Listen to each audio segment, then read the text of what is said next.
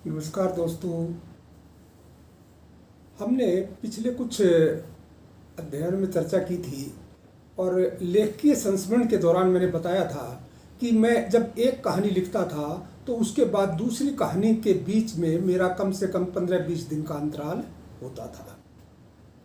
दोस्तों, मैं कहानी विधा के साथ साथ हास्य व्यंग लेखन में भी मेरी रुचि रही और इस दौरान जो अंतराल होता था इसमें मैं हास्य और व्यंग की रचनाएं लिखता था, जो कि साप्ताहिक हिंदुस्तान, कादम्बिनी, दैनिक हिंदुस्तान, नव भारत टाइम्स, धर्म युग और पंजाब केसरी, दैनिक ट्रिब्यून, नई दुनिया, दैनिक भास्कर, राजस्थान पत्रिका आदि पत्र पत्रिकाओं में छपते रहे थे। समय समय पर जैसा समय हुआ उसके अनुकूल मैं लेख लिखता था और ये लेख विभिन्न पत्र पत्रिकाओं में छपते रहते थे।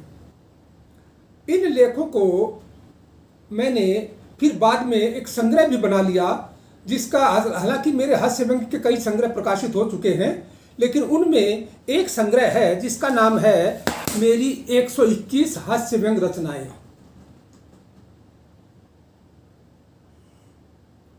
तो दोस्तों, अब मैं चाह रहा हूं कि कहानी पर हम चर्चा करते हैं तो हमें साथ में हास्य व्यंग पर भी चर्चा करनी चाहिए, क्योंकि हंसी मजाक से थोड़ा मन प्रसन्न होता है और जो दिमाग में एक तरह का स्ट्रेस होता है, तनाव होता है, वो कम होता है।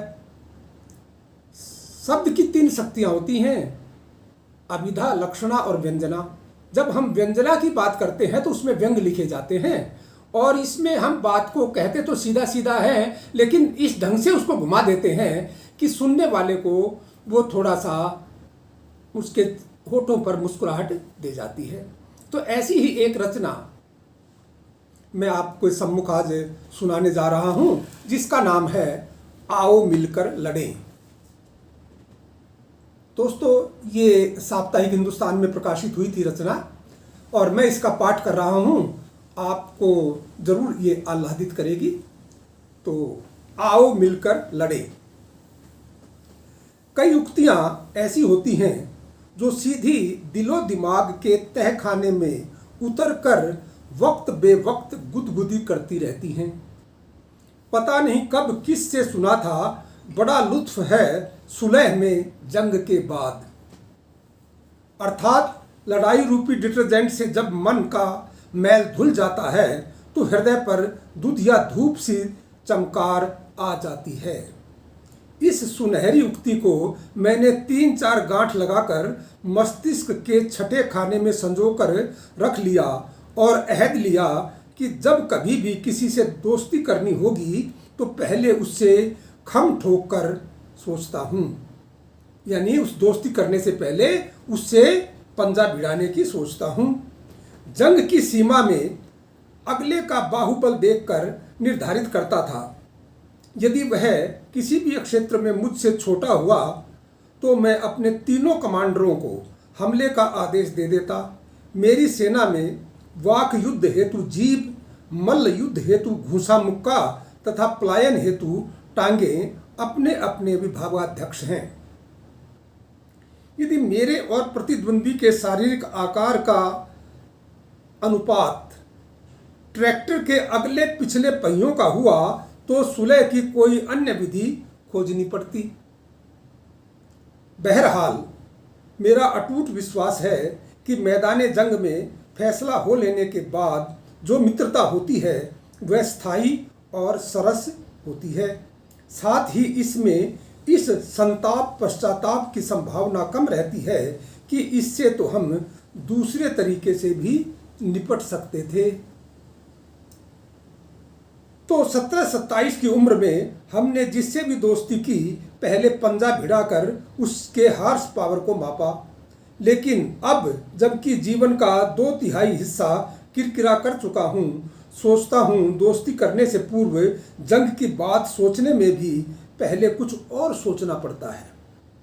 शादी से पूर्व तो यह सूत्र दिमाग पर इस कदर हावी था कि मैंने निर्णय कर लिया कि श्रीमती जी से स्थायी सुलह रखनी है और इसके लिए आवश्यक था कि प्रारंभ के 2-4 वर्ष जंग में गुजारें।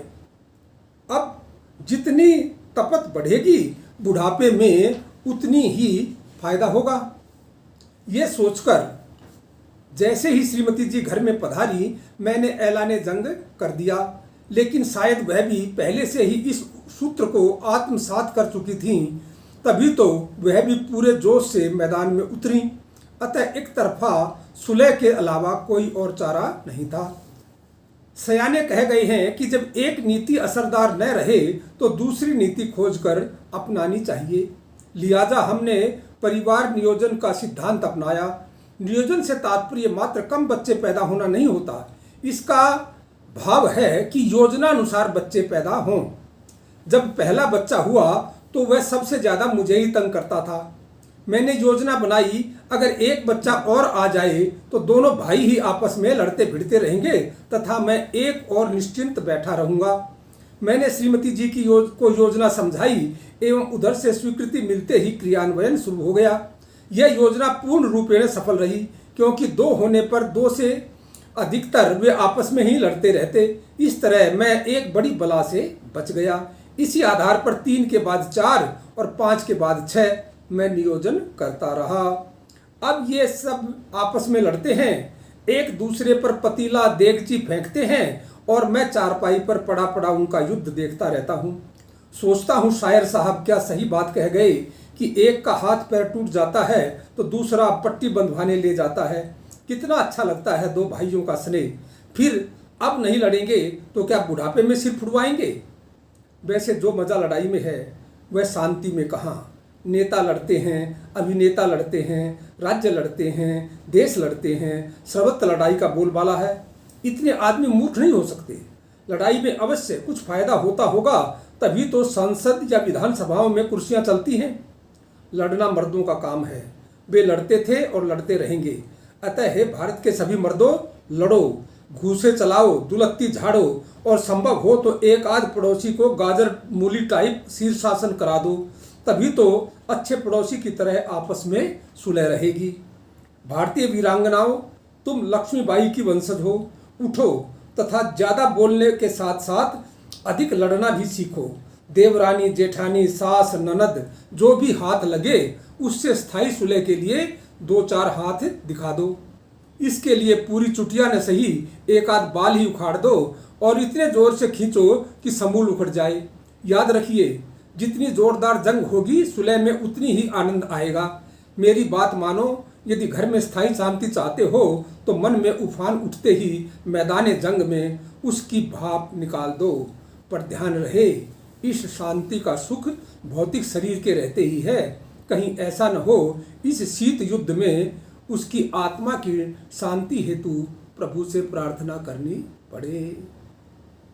तो दोस्तों, ये था आज का व्यंग, आओ मिलकर लड़ें। ये साप्ताहिक हिंदुस्तान में प्रकाशित हुआ था और कल हम किसी दूसरी व्यंग रचना के साथ फिर मिलेंगे। नमस्कार।